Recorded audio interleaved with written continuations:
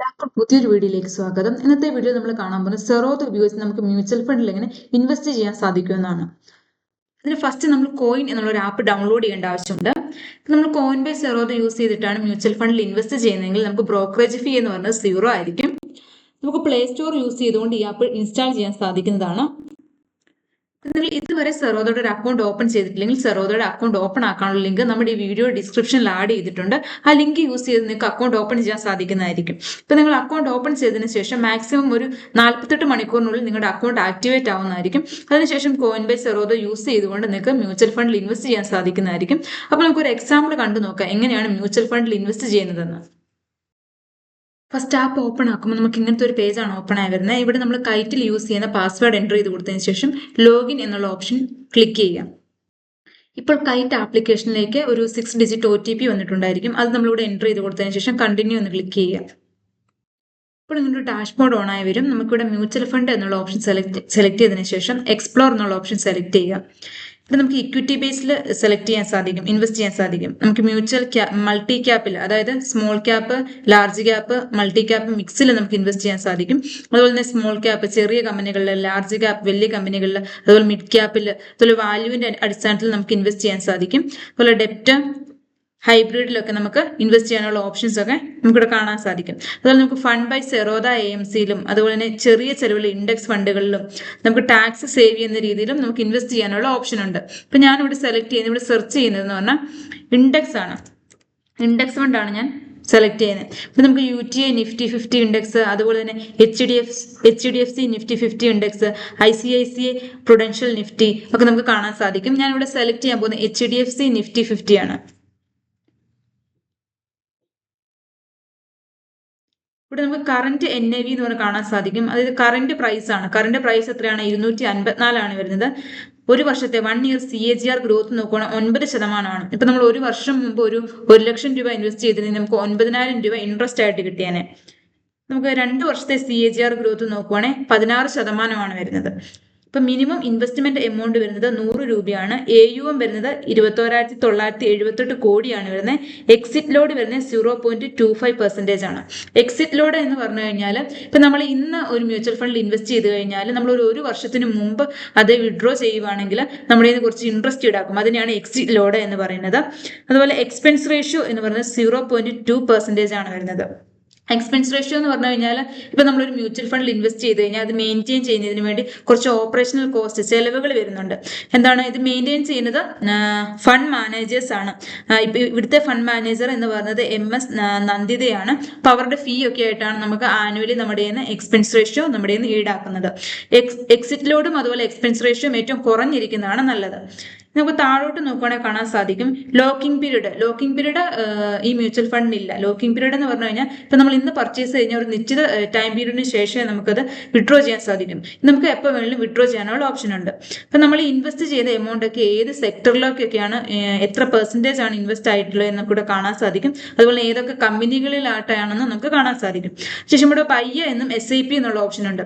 By ഉള്ള option select ചെയ്യുന്നത് ഇപ്പൊ ലംസമായിട്ട് നമ്മൾ ഒരുമിച്ച് ഒരു വലിയ എമൗണ്ട് ഇൻവെസ്റ്റ് ചെയ്യുവാണെങ്കിൽ നമ്മൾ ബൈ എന്നുള്ള ഓപ്ഷൻ സെലക്ട് ചെയ്യും. ഇപ്പൊ SIP സെലക്ട് ചെയ്യുന്നതാണ്. SIP എന്ന് പറയുന്നത് സിസ്റ്റമാറ്റിക് ഇൻവെസ്റ്റ്മെന്റ് പ്ലാൻ ആണ്. ഇപ്പൊ നമ്മൾ ഇപ്പോൾ ഒരു കുറച്ച് എമൗണ്ട് ഇൻവെസ്റ്റ് ചെയ്യുന്നു, അതിനുശേഷം നമ്മൾ മന്ത്ലിയോ വീക്കിലിയോ ആയിട്ട് ഒരു ഫിക്സഡ് എമൗണ്ട് ഇൻവെസ്റ്റ് ചെയ്യുന്നതിനാണ് SIP നമ്മൾ സെലക്ട് ചെയ്യുന്നത്. ഇപ്പൊ നമ്മളിപ്പോൾ SIP സെലക്ട് ചെയ്യുവാണെങ്കിൽ ഇവിടെ AMC SIP എന്നുള്ള ഒരു ഓപ്ഷൻ കാണാൻ സാധിക്കും. നമ്മളിവിടെ ഇത് സെലക്ട് ചെയ്യുവാണെങ്കിൽ നമുക്ക് കോസ്റ്റ് കുറവായിരിക്കും. ഇപ്പം സെലക്ട് ചെയ്താലുള്ള ഒരു ഡീമെറിറ്റ്സ് എന്ന് പറഞ്ഞു കഴിഞ്ഞാൽ ഇപ്പോൾ ഫ്ലെക്സിബിലിറ്റി കുറവാണ്. അതായത് നമുക്കൊരു ഡൈവേഴ്സിഫൈഡ് പോർട്ട്ഫോളിയോ വേണമെങ്കിൽ നമ്മൾ വ്യത്യസ്തമായ AMCയിലായിരിക്കും ഇൻവെസ്റ്റ് ചെയ്യുന്നത്. അങ്ങനെയാണെങ്കിൽ നമുക്ക് ഓരോന്നിനും സെപ്പറേറ്റ് അക്കൗണ്ടും ലോഗിനും മെയിൻറ്റെയിൻ ചെയ്യേണ്ടി വരും. അത് നമുക്കൊരു കോംപ്ലക്സ് ആക്ടിവിറ്റിയാണ്. അപ്പൊ നമുക്കിത് സെലക്ട് ചെയ്തില്ലെങ്കിലും കുഴപ്പമില്ല, സെലക്ട് ചെയ്യാതിരിക്കുന്നതായിരിക്കും നല്ലത്.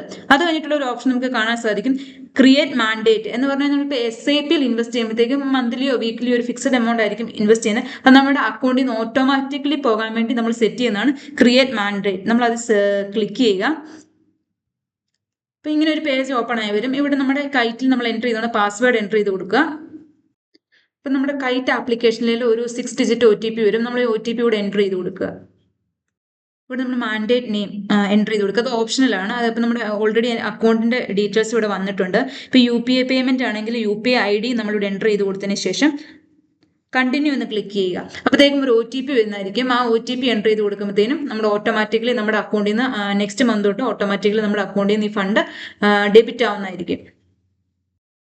അതിനുശേഷം ഇനിഷ്യൽ ഇൻവെസ്റ്റ്മെന്റ് എന്ന് പറഞ്ഞാൽ ആദ്യമായിട്ട് എത്ര രൂപയാണ് ഇൻവെസ്റ്റ് ചെയ്യുന്നത്. മിനിമം ഇൻവെസ്റ്റ് ചെയ്യേണ്ടത് 100 രൂപയാണ്. ഞാൻ 100 തന്നെ സെലക്ട് ചെയ്തു. ഇൻസ്റ്റാൾമെന്റ് എമൗണ്ട്, നമ്മൾ ഇൻസ്റ്റാൾമെന്റ് എമൗണ്ട് എന്ന് പറഞ്ഞാൽ ഓരോ മാസവും, ഇപ്പൊ നമ്മൾ മാസമാണ് വീക്ക്ലി ആണ് എടുക്കുന്നത്, അത് കൂടെ കാണാൻ സാധിക്കും. താഴെ ഫ്രീക്വൻസി എന്ന് പറഞ്ഞ ഒരു ഓപ്ഷൻസ് ഉണ്ട്.